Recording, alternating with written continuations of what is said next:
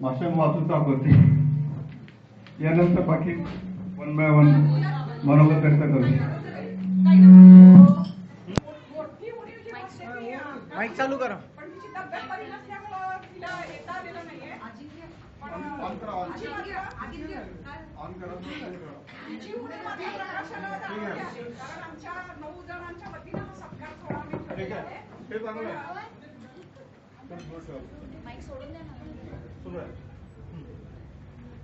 तिची उणी खूप भासते आहे, पण तिची तब्येत बरी नसल्यामुळं ती काही येऊ शकली नाही. परंतु ताई थोडीशी प्रस्तावना करेल.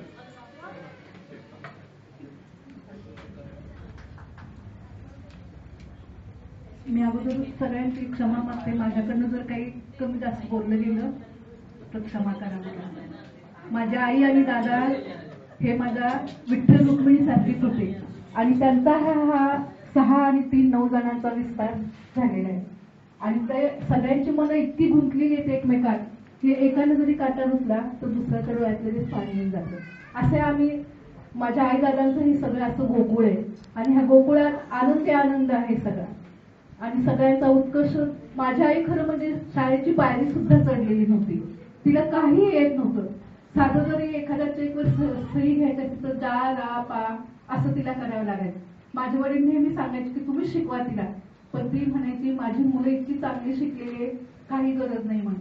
माझ्या वडिलांना आणि माझ्या आईना आमच्या सगळ्या भावंडांचा खूप खूप अभिमान होता. खूप. आणि सगळ्यांनी खूप उच्च पदावर जावं, चांगलं शिकावं, चांगलंही करावं. आणि त्यांच्यावर आमच्यावर त्यांनी सगळ्यांनी दोघांनी चांगले संस्कार केले दोघांच्यावर, सगळ्या फॅमिलीवर. आणि तसेच माझ्या बहिणींची मुलं पण मुली पण सगळ्याच त्या संस्कारातून निघालेले आहेत.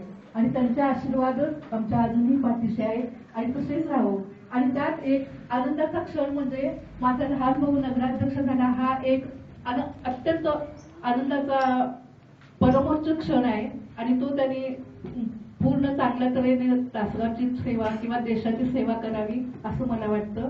जय हिंद, जय महाराष्ट्र.